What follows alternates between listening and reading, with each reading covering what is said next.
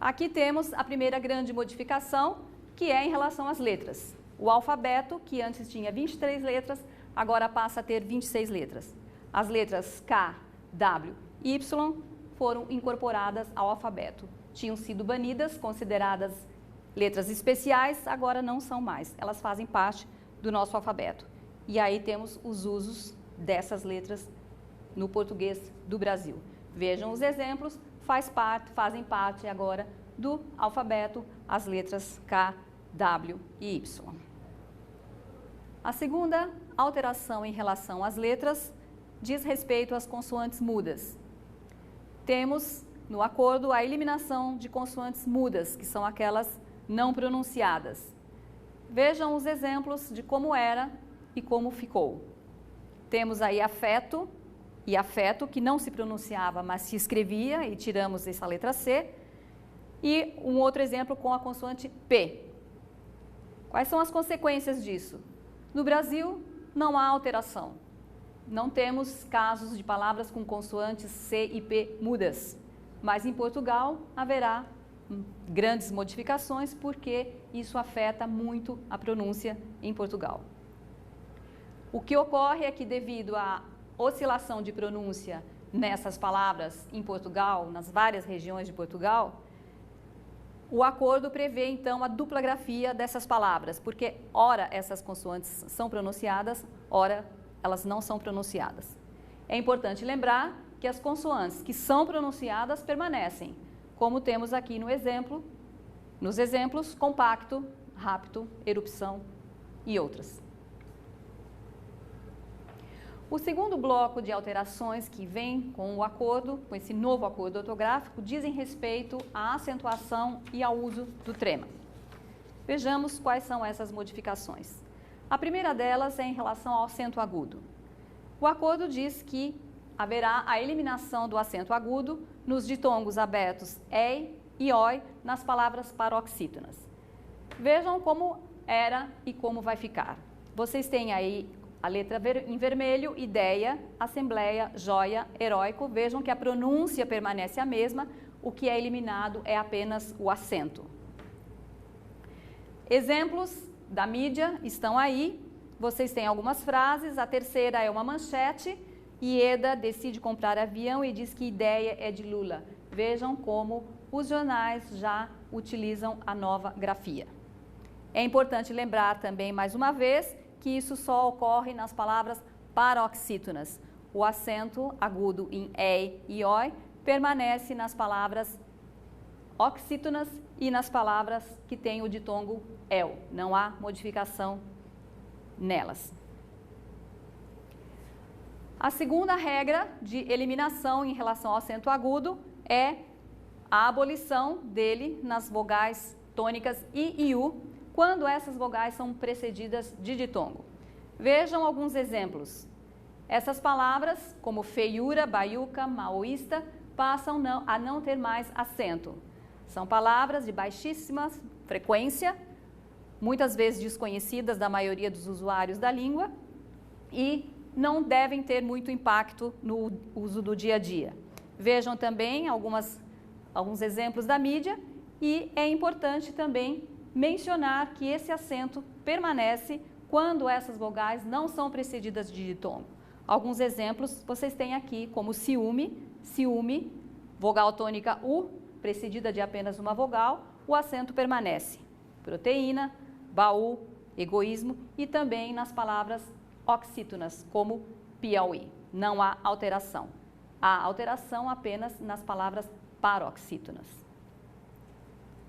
A terceira modificação em relação ao acento agudo é também a eliminação nas mesmas vogais, I e U, em algumas formas dos verbos arguir e redarguir. Também ocorre baixíssima frequência, porque é apenas em algumas formas verbais. Vocês têm aí como exemplo, de jornal, vocês têm os americanos redarguem, que criam muito mais empregos para nativos e imigrantes que os europeus. Vejam o segundo exemplo.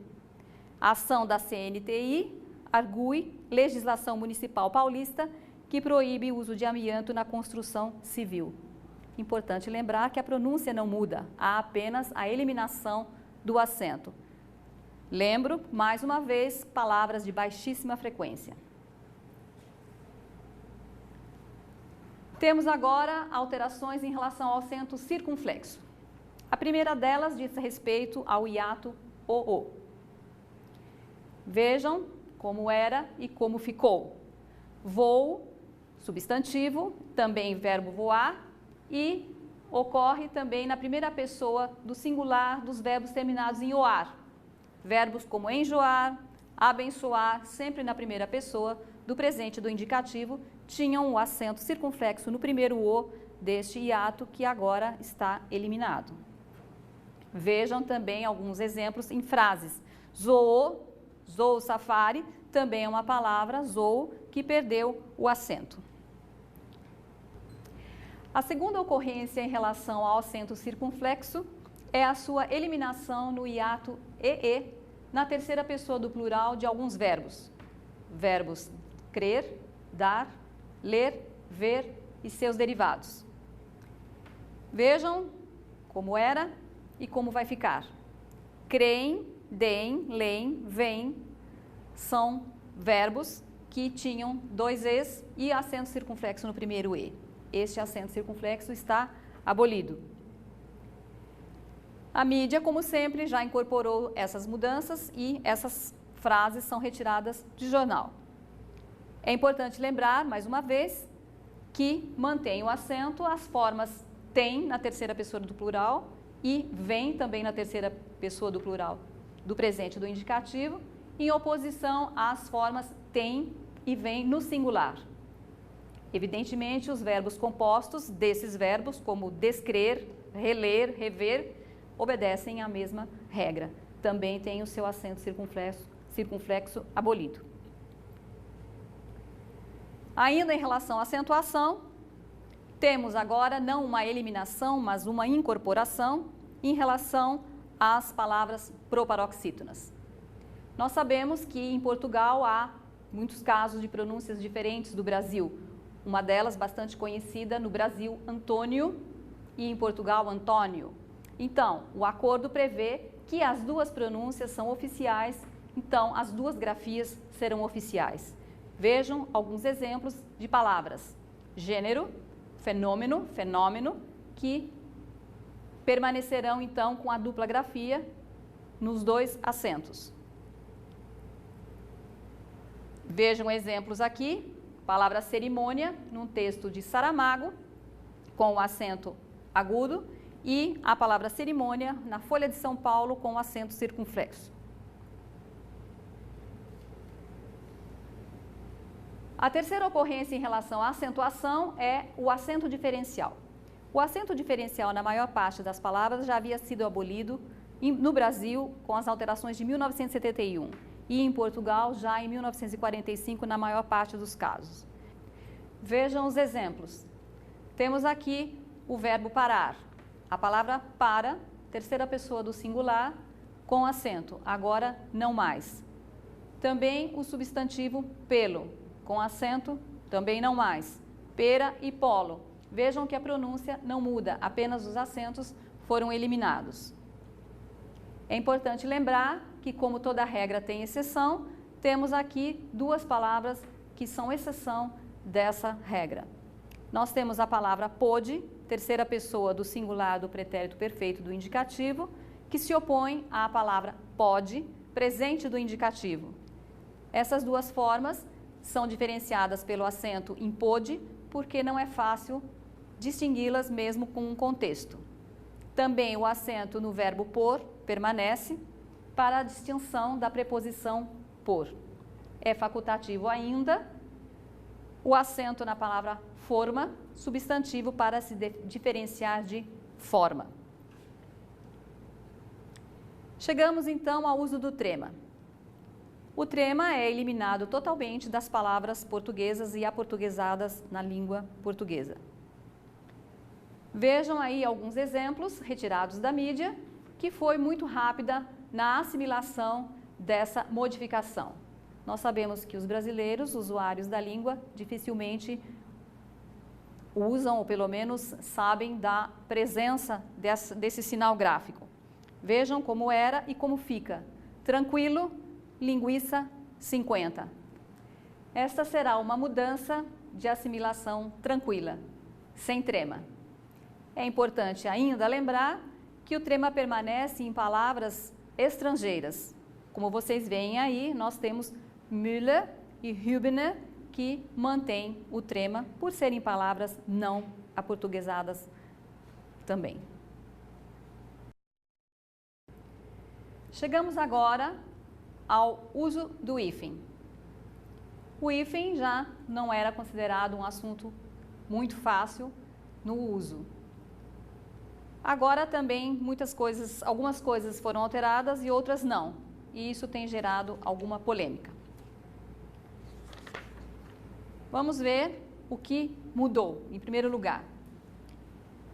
Em primeiro lugar, o acordo prevê que não se usa o hífen quando o prefixo ou falso prefixo, ou seja, o primeiro elemento da composição, termina com uma vogal diferente daquela com que a outra palavra se inicia.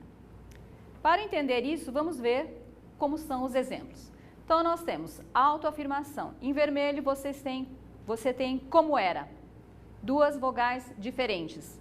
Elas passam a ser unidas, os dois elementos passam a ser unidos sem hífen. Extraoficial, mesma coisa, duas vogais diferentes, uma única palavra sem hífen. Infraestrutura. Vejam também o exemplo da mídia infraestrutura. A palavra se torna maior. Qual a consequência disso? Algumas palavras que já eram escritas sem hífen foram agora normatizadas, principalmente aquelas de áreas específicas. Você tem aí como, por exemplo, antiaéreo, agroindustrial, socioeconômico, já escritas anteriormente sem hífen. É importante lembrar, mais uma vez, que permanece o hífen nas palavras compostas, cujo elemento, em segundo lugar, comece com a letra H. O segundo caso do hífen é, outra vez, não uso de hífen quando o primeiro elemento termina com uma vogal e o segundo elemento começa com R ou S. Vejam como era e como ficou. Antessala, em vermelho, era com hífen, antessala. Novidade, as consoantes são dobradas. Autorretrato, dobra-se o R. Suprarrenal, a mesma coisa. Essas consoantes devem ser dobradas para uma pronúncia, para assegurar a pronúncia correta. Consequência, já disse, importante lembrar também que quando nós temos os prefixos inter, super, hiper, que terminam em R e o segundo elemento começa também com R, isso não acontece, permanece o uso do hífen como tem sido até agora. A terceira modificação em relação ao hífen é agora um caso de uso do hífen. Usa-se o hífen quando o primeiro elemento começa com vogal e o segundo elemento começa também com uma vogal igual. Vejam as ocorrências. Aqui uma novidade. Micro-ônibus, micro-ondas, que já no uso eram sem hífen, agora passam a ter hífen por força dessa nova regra. Anti-inflamatório, também escrito com os dois elementos juntos, agora separados, duas vogais iguais. O acordo faz uma exceção em relação ao prefixo co, diante de palavras escritas com a segunda palavra escrita com a mesma vogal, como no caso de cooperar, coordenar. Embora as duas vogais sejam iguais, elas devem, nesse caso, a palavra aglutinada.